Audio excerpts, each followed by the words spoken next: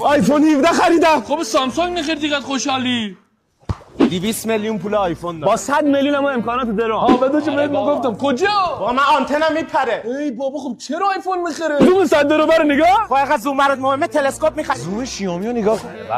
بیا واتساپ تصویری بیا واتساپ تصویری اخی فیس تایم نداری؟ تو قیافه نداری سیم کارت هم نداری ما قیافه تو رو داشتم چسب می‌زدم رو دوربین جلم برام چه شکر داداش خیلی مخلص. داداش بذار آیفون جیبت هم ببینه. تو بذار جیبت کسی نبینه. از خدا اصلا باشه ببینه. بابا شمال می‌خوایم بریم بیا فقط اینا رو بذار توش. تو شارژر؟ آره دیگه آیفون هم ما دیگه. سامسونگ ما یه بار شارژ کنم تا آخر شمال بس. مگه گوشی اصلا نیاز به شارژ هم داره؟ بازی شیائومی حرف زد رابط کاربری فقط آیفون. یه بار یارو تو دیروز فکر می‌کردی رابط کاربری رابطه احساسی بین دو تا سیم رابط حالا بریم آدم بفرست. یا بره بابا. اینگه بابا. هی سیری کال بابا. تو یک سیری دیگه این کارو بکن تو آخه میتونی هلو رو بنویسی که هی سیری گوشت صدا کنی اشکان تو رو خدایی کارت به کارت واسه من می‌کنی. خودت بچینه می‌کنی. همراه بانک هم کار نمی‌کنی. حوض عالی جیب خالی می‌خواست آیفون تو رو خدا یا اثبات می‌کنی؟ از گندگوزیات کم کن گوشیت رجیستر کن می‌خواست آیفون نخری. حالا چی ازت کم میشه؟ آقا شاید یه چیزا کم. بابا خب بذار دی. تو چی حساب تو 200 میلیون پول رفتی با آیفون این دادی؟ چیزا رو تا حالا ببخشید گوشیتون آیفون 17 بله حتما معلوم میام امکاناتو توضیح میدم خدمت.